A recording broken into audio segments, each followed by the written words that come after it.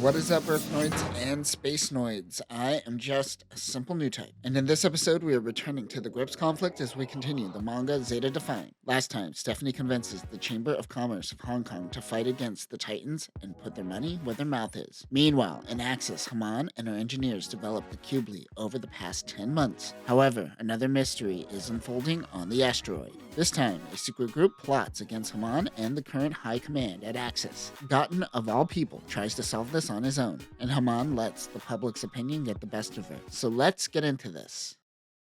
The people of Axis hold a funeral for Commander Michael Einhold. Haman's team wonders if this is the work of Enzo loyalists. However, they have been monitoring everyone who had close ties to Enzo, but everyone closely associated has no evidence of wrongdoing. Gerald is investigating Michael's normal suit helmet. There seems to be a failure in the pressure sensor. This is typical of damaged helmets, but this seems brand new. Ilya is investigating the security footage, which doesn't seem to exist due to the power outage that occurred. The security team was doing the same thing that they typically do and suggest investigating the power department. One thing to note is that it seems to be above Ilya's head. There isn't really any Xeon leadership left at Axis. We see this once we get to Double Zeta, but it is clearly apparent way before then. They find out that a small asteroid hit a transformer on the outer wall of Axis. The power outage might be a complete accident. Haman is showing the commanders the new Satellon-class ship being built. She refers to it as the next generation Musai-class ship. She then shows the next-gen mobile suits they will use. The prototypes they adopt will be based on her team's score using them. She shows off the Gallus J first. Commander Felicia wants to test out the Gallus J. She did show up last episode during Minerva's birthday. She is the new commander of the Royal Guards after Commander Irene left with Shard during Shard's deleted affair. Later, a group of Xeon soldiers working in the shadows gather. Amongst them are Signy, the security commander, and Major Zibizek. He speaks of Haman gathering skilled pilots together. The ringleader is hidden in the shadows, though it is quite obvious who it is. They mention that their lack of pilots shouldn't be a problem as the clone project is almost complete. This is referring to the Pudu clones. Bruno, the commander helping Haman make her new mobile suits, stole data on her Qubeley. They seem to be waiting it out until they make it to the Earth sphere. It seems Axis security is easy to crack as well. They need to pick up the pace on the clone project for their plan, whatever it is to work.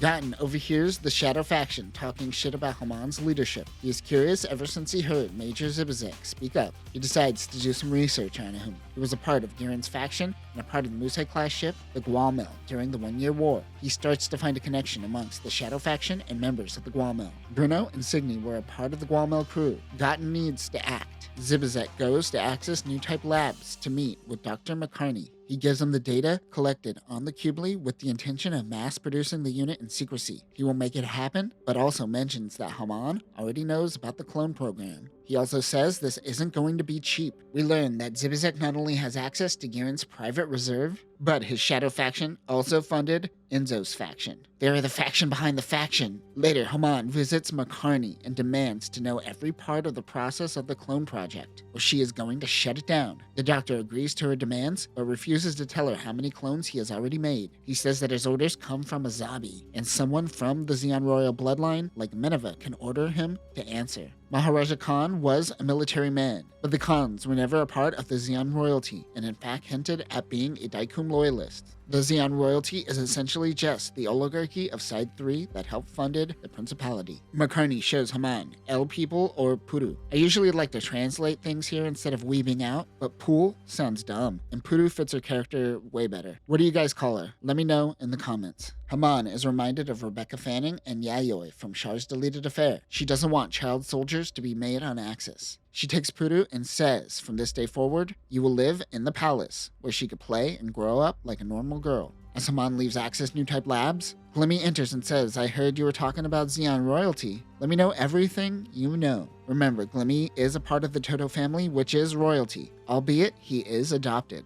Gotten investigates the outer wall to note that the power outage was sabotaged. He has to tell someone, but he doesn't know who is in on it. Puru is excited that she has a bath all to herself. Mashimucello comes to visit Haman. She is assigning him as a commander of her royal guard. He is to be a regent once they make it to the Earth sphere. Like the Crusades, he must help spread the word of Xeonism, soon to be rebranded Neo-Xeonism. She tells him to learn the art of chivalry and prove himself to be a gallant knight. I believe we are seeing one of Mashimer's flashbacks from Double Zeta play out. Future me, is this a scene from Double Zeta?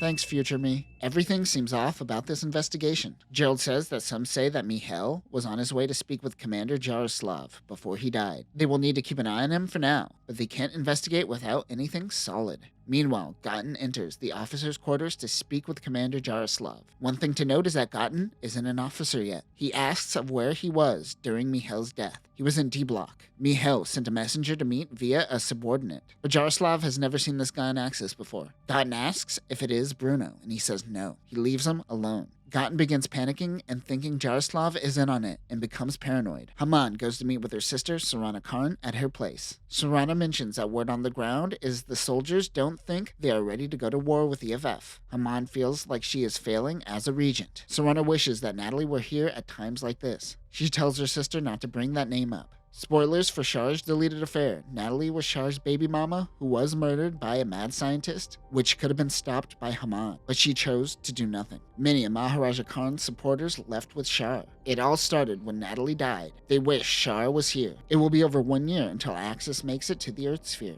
December 31st, UC 0079. A then Captain Yuri Hassler of the Zanzibar-class ship tells a Gelgoog pilot to return to the ship as they are heading to Axis. She is ready to fight to the death, but he informs her that the Prime Minister Darchia has already signed a treaty. They now have to wait and be patient. Back in the present, Haman meets with Vice Admiral Clemens. Clemens came from Ambrosia and returned to Axis with Char at the end of Char's deleted affair. He ended up staying when Char decided to leave. Haman wonders if he faced similar hardship as what she is going through. He was the Minister of Defense during Xiandai Kum's era, up until Degwin took control of his kids and started running things. After the war, he helped Prime Minister Darchia with negotiations. He stayed in the military to keep morale high, but he recognizes that this generation isn't as riled up about independence like the last generation. He suggests that she position themselves as a geopolitical player, rather than outright resort to revenge on the Federation. Gotten begins asking people around Axis if Jaroslav has been speaking to anyone recently. This gets the attention of Bruno, who lets the Shadow faction know of Gotten snooping around. However, he has no one important, so they ignore him. Poor Gotten. They are ready to begin an operation today, later at 0800. Signy installed a virus during the power outage from last episode. All things are ready to go on their end. Gotten was able to find the person that Mihail sent to Jaroslav.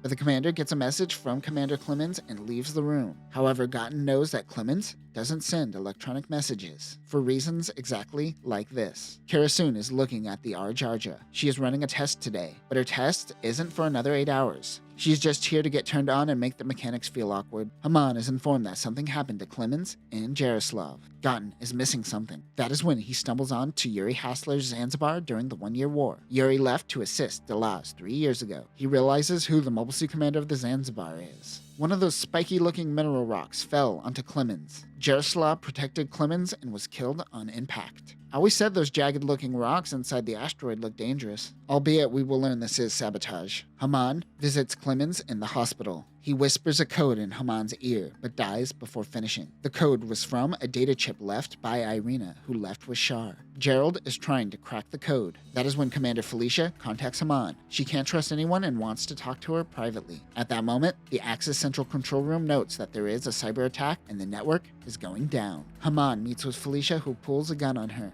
She is the leader of the Shadow Group. So obvious. She says that she isn't going to have a coup, however. There is only one way they will solve this. With a mobile suit's battery! Signy tries to take control of the control center, but Gotten comes in and arrests her. They need to reboot the Axis control system. Haman pilots the Qubeley and Felicia is in the Gallus J. She wonders why they have to fight. Felicia says that she won't be commanded by someone who has no real-world experience. Haman thinks she is selfish. The two begin their battle.